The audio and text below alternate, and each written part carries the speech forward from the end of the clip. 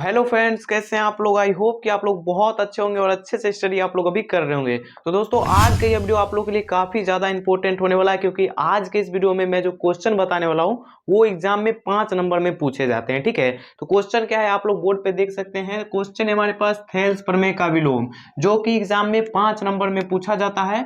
और अगर आपने इस वीडियो पे क्लिक किया है तो ये क्वेश्चन तो आप लोग अब समझ जाइए कि मेरे माइंड में सेट हो गया।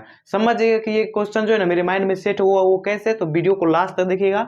मैं आप लोगों को पूरा सिंपल और अच्छे तरीके से सिद्ध करके बताऊंगा। और एग्जाम में जो है ना दो टाइप से मतलब ये क्वेश्चन पूछेंगे। पहला टाइप है कि वो बोलेंगे एग्जाम में कि थेल्स प्रमेय का विलोम लिखकर सिद्ध कीजिए, यानी कि लिखना भी है आप लोग को ये जो क्वेश्चन है और सिद्ध भी करना है। तो पहला टाइप हो गया ये। और दूसरा टाइप है कि आप लोग को लिखा हुआ रहेगा और बस सिर्फ सिद्ध करना है। तो आप लोग को मैं बता दूं कि दोनों ट्रिप आप लोग को याद करना है, यानी कि ये क्वेश्चन जो आप लोग देख रहे हैं ना प्रमेय 6.2, इसको भी आप लोग को अच्छे से याद कर लेना है। दोस्तों, मैं आप लोग बता दूं, अगर ये सिद्ध करना समझ में नहीं आया ना तो कमेंट करके आप लोग जरूर बोल दीजिएगा कि समझ में हमको नहीं आया, मैं इस वीडियो को ही डिलीट कर दूंगा। लेकिन एक शर्त है। कौन सा शर्त है? कि आप लोग को पूरा वीडियो को ध्यान से शुरू से लेके अंत तक देखना है, तब जाके ही ना समझ में आएगा। और ऐसे आप लोग कमेंट कर दीजिएगा तो ये कोई मतलब नहीं हुआ। पूरा अंत तक देखना है आप लोग को।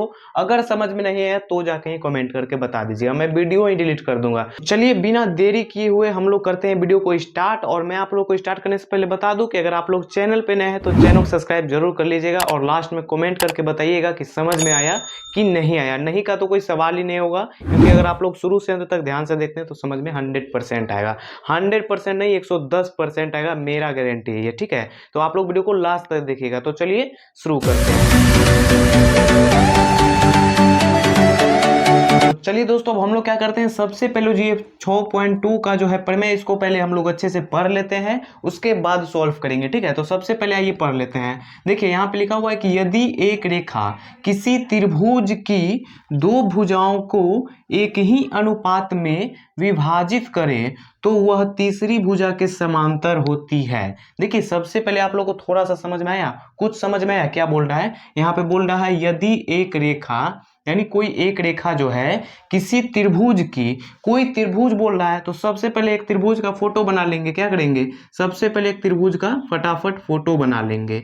और ये हो गया एक त्रिभुज का फोटो। और यहाँ पे जो है ना इसका नामकरण कर देंगे, यानी कि यहाँ पे ये ए हो जाएगा, यहाँ पे बी हो जाएगा और यहाँ पे सी हो जाएगा। नाम कुछ भी रख सकते हैं, ए बी सी भी रख सकते हैं, पी क्यू आर भी रख सकते हैं, कोई दिक्कत नहीं है। तो यहाँ तक आप लोगों ने समझ में आया कि किसी त्रिभुज बोल रहा है तो एक फटाफट एक त्रिभुज का फोटो बना लेना है। उसके बाद क्या करना है, देखिए किसी त्रिभुज की दो भुजाओं को एक ही अनुपात में विभाजित करता है, यानी कि दो भुजा का जो है ना एक ही अनुपात में विभाजित होना चाहिए। तो उसके लिए हमें क्या करना होगा, बीच से एक रेखा खींच देना होगा। और बीचों बीच एक रेखा खींच देंगे और इसका नाम भी रख देंगे। यहाँ पे ए बी सी हो गया ना, तो यहाँ पे इसका डी रख देंगे और यहाँ पे इसका ई रख देंगे। इतना तक समझ में आया कि नहीं? बिल्कुल समझ में आ गया होगा कि पहले एक त्रिभुज बना लेना है और दो भुजाओं को एक ही अनुपात में बांट देना है। तो बांट दिए हम लोग। अब जो है बोल रहा है कि तो वह तीसरी भुजा के समांतर हो जाती है, यानी तीसरी भुजा के हम लोग को समांतर करके लाना है, सिद्ध करके। ठीक है, सबसे पहले हम लोग यहाँ पे लिख लेंगे हल, क्योंकि हल लिखना बहुत ही जरूरी होता है। ठीक है,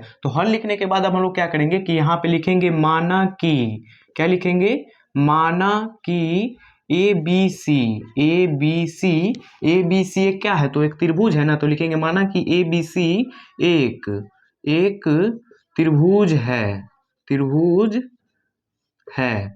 ए बी सी एक क्या है, तो त्रिभुज है। उसके बाद क्या है फोटो में और देखिए, तो जिसमें क्या है, जिसमें जिसमें डी ई, डी ई इस प्रकार है, इस प्रकार, इस प्रकार है कि, जिसमें डी जो है ना इस प्रकार है कि इस भुजा का अनुपात इस भुजा के बराबर हो जाएगा और इस भुजा का अनुपात जो है इस भुजा के अनुपात के बराबर हो जाएगा। तो आइए यहाँ पे हम लोग कर लेते हैं ए डी बटा में हो जाएगा क्या, डी बी और बराबर में क्या हो जाएगा, ए ई बटा में क्या हो जाएगा, ई सी। कैसे? क्योंकि यहाँ पे इस भुजा का अनुपात जो है इस भुजा के अनुपात के बराबर हो जाएगा। तो हम अनुपात का मतलब होता है बटा, ठीक है, इसीलिए हम लोग यहाँ पे बटा लगाए हैं। और इस भुजा का अनुपात जो है इस भुजा के अनुपात के बराबर हो जाएगा। तो यहाँ पे ये सब मतलब ए डी बटा में डी बी बराबर ए ई बटा में ई सी क्या है, तो दिया है, दिया है।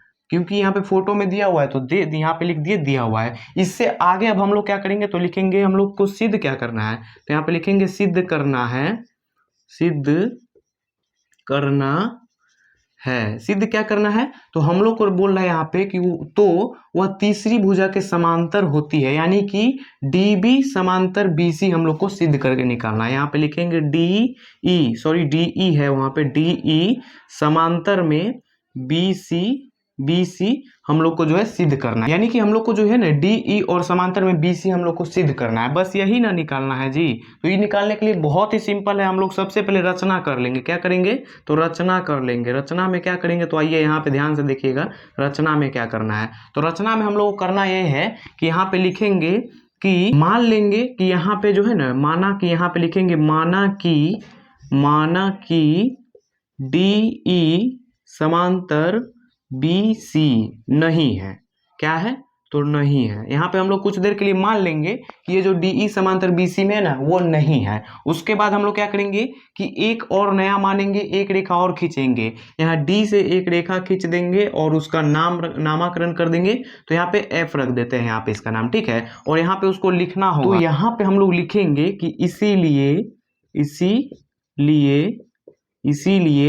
DF समांतर में DE खींचा, यानी कि हम लोग जो एक रेखा खींचे बस उसको यहाँ पे लिखना है कि DF समांतर में DE खींचा। यहाँ तक आप लोग समझ में आया कि नहीं। सबसे पहले क्या करेंगे रचना में लिखेंगे माना कि DE समांतर में BC नहीं है, और उसके बाद इसीलिए उसको हम लोग जो एक रेखा खींच के DF समांतर DE में खींच दिए, यानी रेखा खींचे तो यहाँ पे खींचा लिख दिया। उससे आगे क्या करना है जो BC के क्या है तो समांतर है, BC के समांतर है। जो क्या है तो BC के समांतर है, यानी कि B जो C है ना इसके समांतर में है DF, यानी कि ये जो हम लोग एक लाइन खींचे हैं उसको DF बोल रहे हैं, ठीक है। तो यहाँ पे BC के समांतर है, अर्थात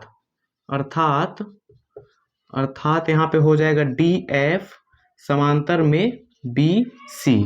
तो यहाँ तक क्लियर हुआ कि नहीं। यहाँ तक क्लियर हो गया होगा। नेक्स्ट स्टेप है हमारे पास कि यहाँ पे देखिए रचना हो गया, अब हम लोग को प्रमाण करना है। प्रमाण कैसे करेंगे तो यहाँ पे आप लोग ध्यान से देखिए, प्रमाण सबसे पहले लिख देना है और देखिए कैसे करेंगे। प्रमाण में हम लोग को क्या करना है कि इस भुजा का अनुपात जो है इस भुजा के अनुपात के बराबर है, तो यहाँ पे बस वही लिखना है। क्या लिखना है AD बटा में DB और बराबर में फिर इस भुजा का अनुपात जो है इस भुजा के अनुपात के बराबर है। तो यहाँ पे AE हो जाएगा, तो यहाँ पे लिखेंगे AE और यहाँ पे क्या हो जाएगा AC हो जाएगा, सॉरी EC, तो EC लिख देंगे। और यहाँ पे लिखेंगे दिया है, चूंकि यहाँ पे जो है ना ये दिया है पहले से, क्योंकि यहाँ पे पहले इन्हें लिख लिए हैं AD बटा में DB और AE बटा में EC दिया हुआ है, बस उसी को यहाँ पे लिख लेना है। और ये जो हमारे पास हो गया ये समीकरण 1 हो गया। क्या हो गया तो समीकरण 1 हो गया ये हमारे पास। अब हम लोग इसी तरह जो है समीकरण 2 बनाएंगे और उसके बाद सॉल्व होगा। समीकरण 2 में देखिए क्या करना है, तो सबसे पहले तो आप लोग जो है इसका स्क्रीनशॉट लीजिए। तो भाई अब आप लोग आगे का जानते हैं। देखिए आगे अब हम लोग क्या करेंगे, तो यहाँ पे समीकरण 1 निकल गया है, अब समीकरण 2 निकालते हैं। तो यहाँ पे लिखेंगे फिर पुनः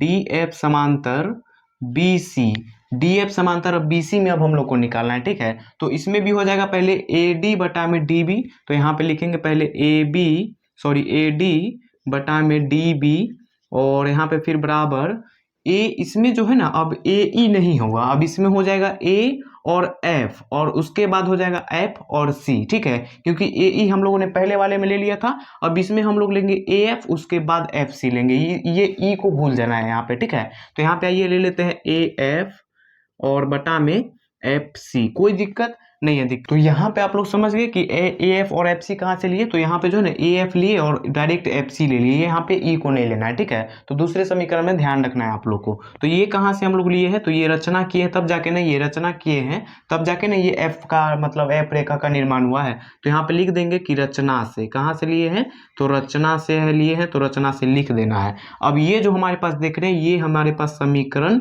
2 हो गया। अब हम लोग को समीकरण 1 और 2 से करना है। देखिए यहाँ पे लिखेंगे कि समीकरण 1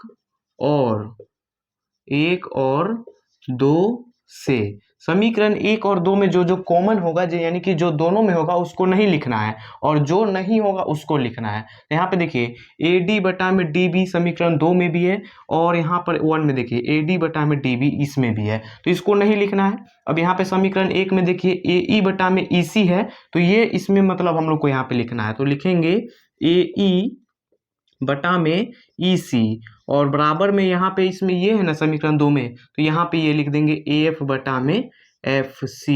और इतना लिखने के बाद हम लोग लिखेंगे अब यहाँ पे कि दोनों तरफ क्या लिखेंगे कि दोनों तरफ +1, दोनों तरफ +1 करने पर, और दोनों तरफ +1 करने का मतलब आप लोग समझे, +1 इधर भी करना है और +1 बराबर के इधर भी करना है, यानी कि AE और बटा में EC, और फिर +1 यहाँ पे कर दिए, और बराबर के इस साइड भी वही करना है AF और फिर बटा में FC, और यहाँ पर भी +1 कर दिए, +1 इधर भी कर दिए बराबर के, +1 इधर भी कर दिए। अब नेक्स्ट स्टेप है हमारे पास, इसको अब हम लोग जो है ना इसको मिटा देते हैं ताकि यहाँ पे सॉल्व कर सके। तो आइए पहले मिटा लेते हैं, ठीक है। अगर आप लोग अभी तक लाइक नहीं किए वीडियो को, तो वीडियो को लाइक कर दीजिए जल्दी से, क्योंकि आप लोग लाइक वाइक नहीं करते हैं।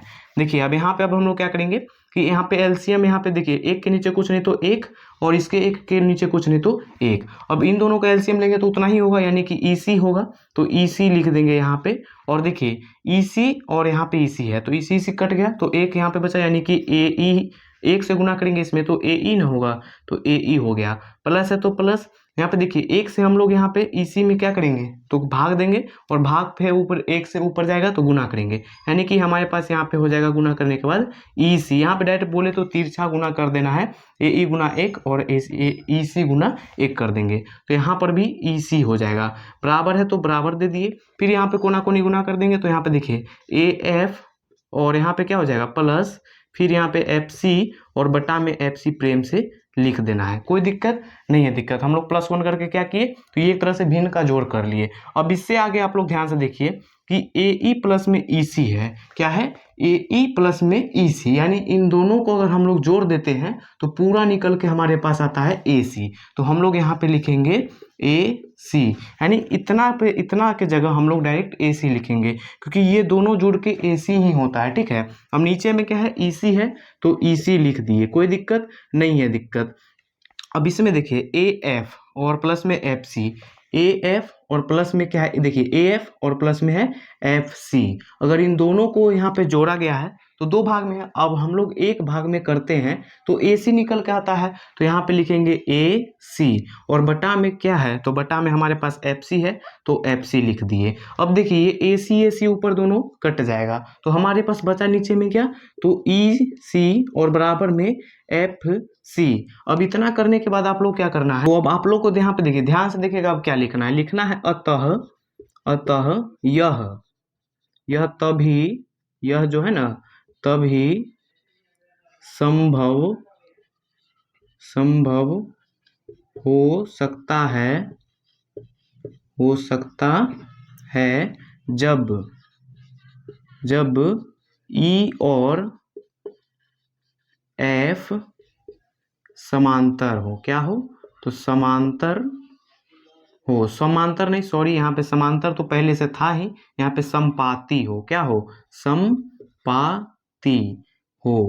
संपाति हो, मतलब यह तभी संभव हो सकता है जब जो है ना E और F, यानी कि E और F जो है संपाती हो। तो संपाती हम लोग इतना लिख दिए। अब डायरेक्ट यहाँ पे क्या लिखेंगे कि इसीलिए DE समांतर में BC लिख के, और यही हो गया प्रूव्ड, यानी कि हम लोग को यही नहीं निकालना था, DE के समांतर BC है, तो हम लोग DE के समांतर BC सॉल्व कर दिए। उम्मीद करता हूं कि आप लोग को यह जो क्वेश्चन है थेल्स प्रमेय का विलोम अच्छे से समझ में आ गया होगा। तो अब दोस्तों आप लोग करना क्या है कि अगर आप लोगों को समझ में अभी पूरा देखने के बाद नहीं आया होगा, तब कमेंट करके आप लोग जरूर बोलिएगा कि समझ में नहीं आया, तो हम डिलीट ही कर देंगे वीडियो, ठीक है। अगर आ गया होगा तो बहुत अच्छी बात है, आप लोग को बेस्ट लक कि समझ में आ गया। अब चलिए मिलते हैं नेक्स्ट वीडियो में, तब तक के लिए आप लोग इस वीडियो को अपने दोस्तों के साथ शेयर कीजिए, लाइक कीजिए, और चैनल पे नए हैं तो चैनल को सब्सक्राइब जरूर कर लीजिएगा।